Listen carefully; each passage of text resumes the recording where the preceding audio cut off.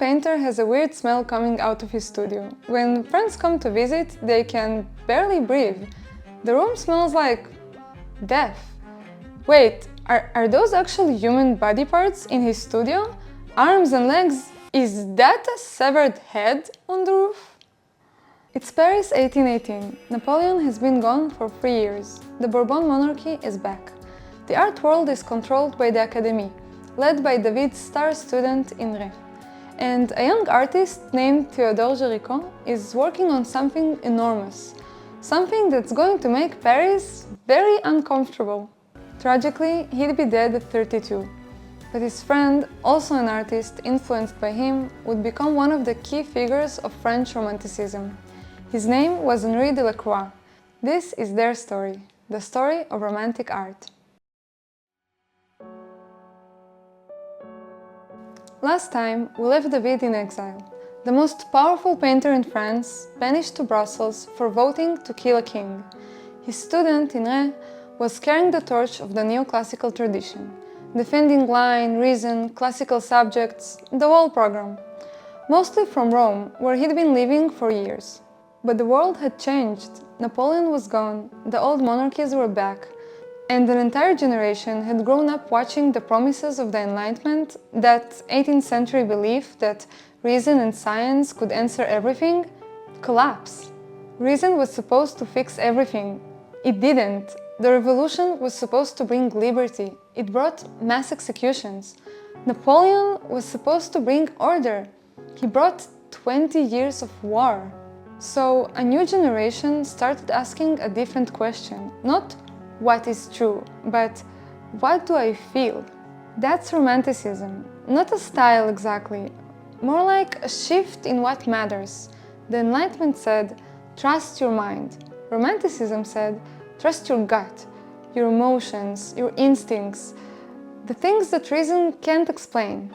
It wasn't only painting. Across music, poetry, and philosophy, people were saying the same thing. Reason alone isn't enough.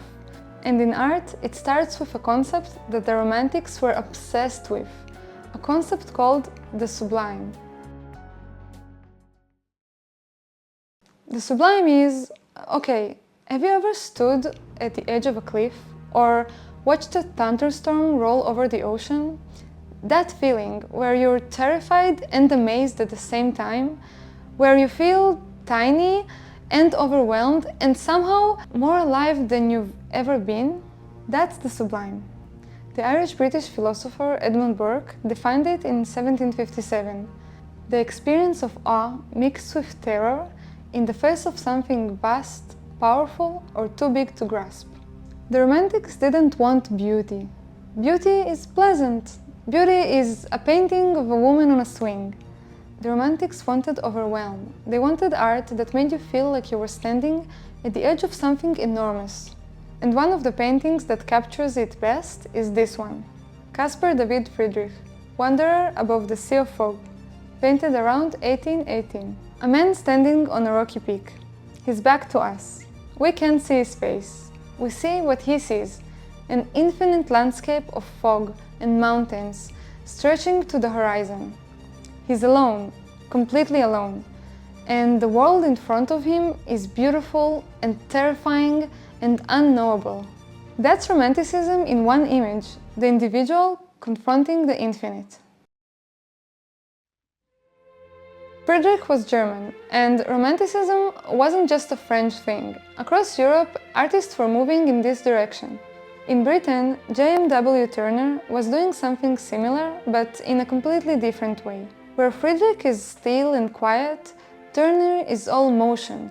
Storms, fire, light, ships dissolving into the air. His paintings don't ask to be understood. They overwhelm you. Different approaches, same idea. The individual facing forces bigger than themselves. The Romantic painter had a set of obsessions. Big rush in nature, the individual lost in something vast, intense color and dramatic light, history, myth and far-off places. Basically anything that felt alive and untamed compared to the grey routine of modern Paris. That was the mood, and the painting that truly announced Romanticism to the world, was about to arrive. June 1816. A French warship called the Medusa is sailing to Senegal. On board, soldiers, settlers, the new colonial governor, and commanding the ship, a captain named Hugo de Roy de Chaumares, who had barely sailed in 20 years. He got the job through political connections to the newly restored Bourbon monarchy. He was, by all accounts, spectacularly incompetent. After several days of sailing, not without some mistakes and incidents, the Medusa got stuck on a sandbank off the coast of West Africa, and there weren't enough lifeboats. So they built a raft, hastily, out of whatever they could find. Around 150 people were loaded onto it, soldiers, sailors, civilians. The raft was towed behind the lifeboats, and then the tow ropes were cut. Whether it was deliberate or accidental is still debated, but the result was the same. 147 people on a raft, barely above the waterline, set adrift in the open Atlantic. What followed over 13 days is one of the most horrifying survival stories in maritime history. By the second night, fights broke out. Men went mad. Some threw themselves into the sea. By day 4, the survivors began eating the dead. When the raft was finally spotted by a passing ship, the Argus, 13 days later, 15 people were still alive. 5 more died shortly after rescue. 2 of the survivors, Carriard and Savigny, published an account. It became a bestseller and a political scandal.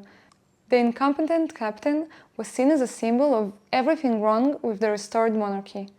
The government tried to suppress the story. It didn't work. And a 27-year-old painter named Théodore Géricault read that book and became obsessed. What Géricault did next is extraordinary even by any standards. He tracked down the 2 survivors, interviewed them, had them sit for him and describe everything: the raft, the bodies, the weather, the moment they saw the ship. He built a scale model of the raft in his studio. He went to the morgue, repeatedly, and brought back severed body parts to study how dead flesh looks. He visited hospitals to sketch the dying. His friends described the studio as a slaughterhouse. The smell was unbreathable. He shaved his head so he wouldn't be tempted to go outside. He wanted no distractions. 18 months. That's how long it took. And the result was a painting roughly 16 by 23.5 feet. The Raft of the Medusa, 1819. At the bottom, the dead, tangled, grey, sliding into the water. A father holds his dead son. The bodies are not idealized. They're bloated, discolored, real. In the middle, the living, barely. Exhausted, desperate, clinging to each other and to the raft. And at the top, a man waving a cloth. He's seen something, on the horizon. There, that tiny speck, that's the Argus, that's rescue. It's so small, you almost miss it.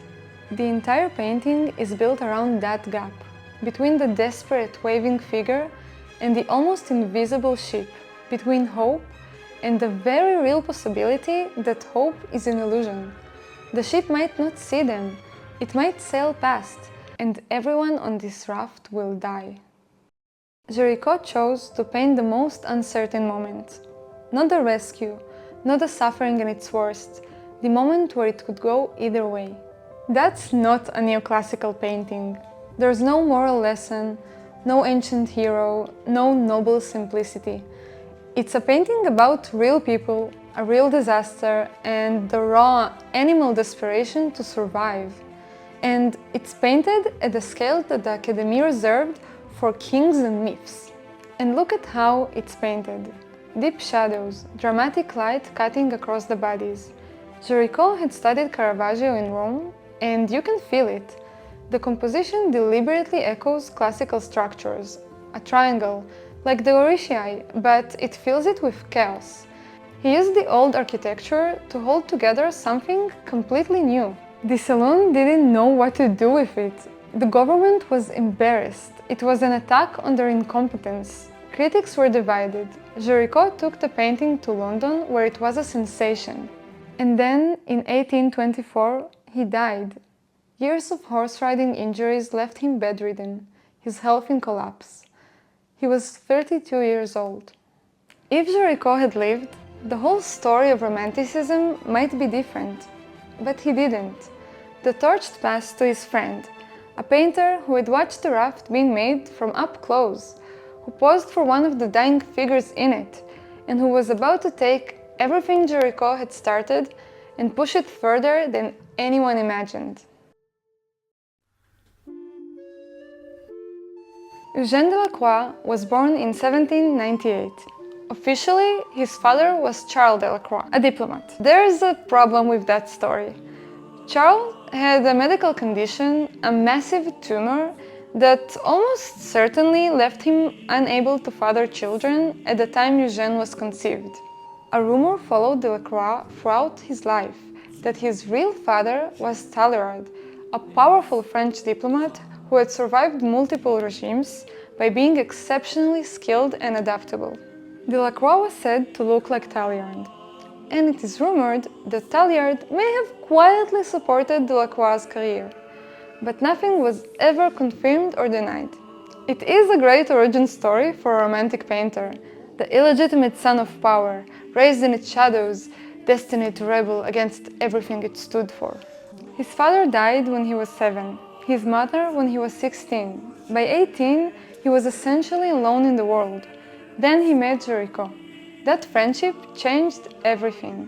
Both of them had studied under the painter Pierre Narcisse Guérin, a strict neoclassicist who gave them a solid technical foundation. Géricault was older and already pushing against the rules. Delacroix watched him do it. When Géricault began working on the Raft of the Medusa, Delacroix was close to the process. He even posed for one of the dying figures. Watching Géricault work, the research, the intensity, the refusal to make it comfortable or beautiful left a mark on him. Not just a technical lesson, but a kind of permission. You could go this far, you could paint things like this. Delacroix's salon debut came in 1822. He was 24. The Barque of Dante. Dante and Virgil crossing the river Styx, surrounded by the damned. The flesh of the drowning figures is painted with raw physical intensity that shocked people. This wasn't smooth, polished surface of undress. It was nothing like the calm, idealized heroes in David's paintings. This was paint that looked like living flesh, characters showing intense emotion. This was new and different. 2 years later, he went bigger. The Massacre at Chios, 1824. Based on a real event, Greek civilians slaughtered by Ottoman troops during the Greek War of Independence. Look at the details. See how different it is from any painting we talked about in the previous video? It's such a disturbing, intense scene. The painting is enormous, brutal, and painted with a looseness of brushwork and emotional intensity that made the Academy deeply uncomfortable. One critic called it the massacre of painting. Delacroix took it as a compliment. And 3 years later came the painting that really declared war. The painting that said, I'm not David, I'm not in Re, I'm something else entirely. The death of Sardanapalus. An Assyrian king. His empire is falling. His enemies are at the gates. And rather than surrender, he orders everything destroyed. His mistresses, his horses, his treasures, everything. He reclines on a massive red bed and watches it all burn. Compare this to anything David ever made. David controlled every inch. Rigid figures, clean lines, each element in its place. This is a whirlpool. Bodies twist, a horse rears, a woman is being stabbed. Jewels cascade off the bed, and all of it, the chaos, the movement, the drama, is driven by color. Hot reds and golds against cool shadow. No careful outline holding it together. That was the provocation. Academic painting emphasized drawing first, color second. Drawing was considered the serious part. Color was just filling it in. Delacroix flipped it. And to Inre, that wasn't just a different style. It challenged everything painting was supposed to be. The Salon was horrified. Even Delacroix's supporters were uneasy. This painting nearly ended his career. It was too much, too chaotic, too sensual, too everything. Now let's finally talk about the Delacroix-Inre rivalry, because these two were definitely not friends. And it wasn't just a clash of ideals, there was real bad blood between them. You remember Inre, David's best student who continued his legacy, the champion of line and classical precision. He was still very much around, and he was very much not happy about what Delacroix was doing. The camps were clear. Inre, line, drawing, intellect, restraint, the classical tradition, the académie. Delacroix, color, paint, emotion, movement, independence. Inre reportedly said that Delacroix was an apostle of ugliness and called him a dangerous character. To Inre, Delacroix wasn't just approaching painting in the wrong way. He was threatening the principles Inre believed in. He was steering the art world in the wrong direction, creating an unwelcome change. Inre could not stand it. Delacroix, who was generally more diplomatic in public, criticized Inre's art in private writings, seeing it as overly controlled and lacking life. They were once both appointed to the same committee and had to sit next to each other. Witnesses said the tension was unbearable. But here's the thing, this wasn't petty. This was a genuine philosophical war about what art is for. Should a painting appeal to your mind or to your gut? Should it teach you something or make you feel something? Line versus color, reason versus emotion, Inre versus Delacroix. Today we know that Inre's fear of Delacroix destroying the rules he protected was not for nothing. Delacroix did open the door for change, and after him, the art world saw many shifts, new and different ideas of what art could be, things that neither Inre nor Delacroix could even begin to imagine. But I'm getting ahead of myself. For now, we're still in 1830, France, the July Revolution. 3 days of street fighting in Paris, barricades, gunfire. Charles X, the last Bourbon king, was overthrown. A new, more liberal monarchy was installed. Delacroix wasn't a revolutionary. He wasn't David. He didn't join a political party, didn't vote on anyone's execution. He was a moderate. But the spectacle of it, the energy, the chaos, the bodies in the streets, moved him deeply. He wrote to his brother, "Since I have not thought for the glory of my country, at least I will paint for her." I think that's beautiful. Liberty leading the people, 1830. At the center, Marianne, the female allegory of France, bare-breasted, holding the tricolor flag, striding forward over the barricades. She's not a real woman. She's an idea, liberty itself made flesh. Besides her, a boy with 2 pistols. He's maybe 12. He's terrified and excited. A man in a top hat, the middle class. A worker in a white shirt, a soldier. People of every class and age fighting together. And at the bottom, the dead, lying, tangled, half undressed. The cost. Now, I want you to compare this to David's political paintings. David was a true believer. He joined the revolution, he voted, he signed warrants. His paintings were tools of a specific political program. Delacroix didn't do any of that. He painted the feeling of revolution.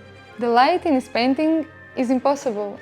It's theatrical, dramatic, not how a Paris street actually looks during a battle. The composition is staged. Marianne is an allegory, not a real person. David painted ideology. Delacroix painted emotion. That might be the clearest single way to see the gap between neoclassicism and Romanticism.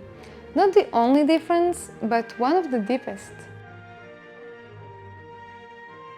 Delacroix had found his voice painting revolution and myth in Paris. The next thing that changed him completely wouldn't come from Paris at all. In 1832, Delacroix got an invitation that changed his life. France had sent an official diplomatic mission to Morocco, and Delacroix was invited to join as its artist. By this point, his name was significant enough and his connections in government circles deep enough that having him among carried its own prestige. France had also invaded Algeria 2 years earlier, and the whole trip was a colonial mission. Delacroix was traveling under its protection. He went and it rewired his brain. He filled notebooks with sketches, watercolors, and notes. He was overwhelmed by the light, the color, the architecture, the people. Everything looked different from Paris. The light sharper, the colors stronger, the streets and people unlike anything he had ever seen before. Women of Algiers in their apartment. 1834. Painted from memory, after Delacroix was given a rare access to the private living quarters of an Algerian household. 3 women in a richly decorated interior. A servant on the right. The colors are warm. Reds, golds, deep greens. The light is soft. It's intimate. You feel like you're in the room. Picasso saw this painting and was so obsessed with it that he painted around 15 variations of it. That's how deep the influence goes. It's important to mention that Delacroix was genuinely fascinated by what he saw in North Africa. His notebooks are detailed, respectful, curious. He wasn't mocking or dismissive, but he was also a European man traveling under colonial protection, placing his own fantasies onto a culture that was being colonized by his country. The real North Africa, with its own history, its own complexity, was more complicated than what he painted. This tension between genuine fascination and placing your own ideas onto another culture is something we'll come back to later in the series, when we talk about Gauguin in Tahiti. Delacroix is the early, relatively gentle version of a pattern that gets much more troubling later. Woman of Algiers holds both things at once. The painting is extraordinary. The color, the warmth, the sense of actually being inside that room. And it's also a fantasy, a beautiful, partial fantasy made by someone who had the power to walk in and the freedom to decide what it all meant. That doesn't make the painting less beautiful. It makes the beauty more complicated. North Africa had changed Delacroix's color, his sense of light, his whole way of seeing. Back in Paris, one man, a poet, understood exactly what had happened and why it mattered. His name was Charles Baudelaire. In 1846, he wrote a Salon review with one of the sharpest definitions of Romanticism ever put on paper. Romanticism is precisely situated neither in choice of subjects nor in exact truth, but in a mode of feeling. Not what you paint, not how accurately, but the feeling it creates. Baudelaire praised Delacroix for decades, calling him the most suggestive of all painters. Delacroix spent his later years on major government commissions. Murals at the Palais Bourbon, the Luxembourg Palace, the Chapel of the Holy Angels at Saint-Sulpice. This might seem surprising for a painter who had spent years shocking the Salon, but government commissions work differently. A minister could hire whoever he chose, and by the 1830s, Delacroix was too famous to keep ignoring. Liberty leading the people had helped. However uncomfortable the Salon found his style, that painting had made him a national figure. His late work gets looser, freer, almost abstract. The individual brushstrokes become visible. You stop seeing the subject and start seeing the paint itself. You can see in those murals the seeds of what's coming next. Impressionism, even abstraction. His health declined through the 1850s, tuberculosis. He died on August 13th, 1863, in Paris. His studio and notebooks contained thousands of works, studies, sketches, finished paintings. And here's the detail that matters. His funeral was attended by several of the young painters who would go on and become the Impressionists. Basile was there. Monet and Renoir likely were too. They admired him, They saw in his color, his freedom, his refusal to submit to the Academy's rules, a path forward. Delacroix didn't know it, but he was handing the torch to the next generation. So here's where Romanticism leaves us. It said, feel everything. The mind isn't enough. Reason isn't enough. Art should overwhelm you. With beauty, with terror, with passion, with the sublime. And it delivered. Géricault's The Raft of the Medusa is overwhelming. Delacroix's Liberty Leading the People is electrifying. Turner's The Burning of the Houses of Lords and Commons is staggering. Friedrich's Wanderer is sublime. But there's a risk. If you chase feeling, if you abandon the rules, where do you stop? Romanticism opened a door that couldn't be closed. What kind of art can be made when you stop following the Academy's guidelines? Remember the Salon's hierarchy of subjects? What was considered the most noble and what sat at the very bottom of the accepted list of painting topics? Can you imagine what kind of art could be made when all of those rules are rejected? What kind of new, creative, even crazy ideas could come into the world? There is still so much more to come. But for now, let's continue with this. What if, instead of painting gods and heroes and revolutions and fantasies, you just looked? What if you painted the world exactly as it was? Not as you wished it was, not as it made you feel. Just what's there. The ugly parts, the boring parts, reality as it is. What if you painted a funeral in a small town with ugly people and a dog, but at the size of a history painting? What if you built your own exhibition hall when the salon rejected you, and you told the entire art establishment to go to hell? One man did exactly that. His name was Gustave Courbet. He was a loud, arrogant, brilliant troublemaker, and he pissed off a lot of people in 19th century Paris. That's next time. Bye!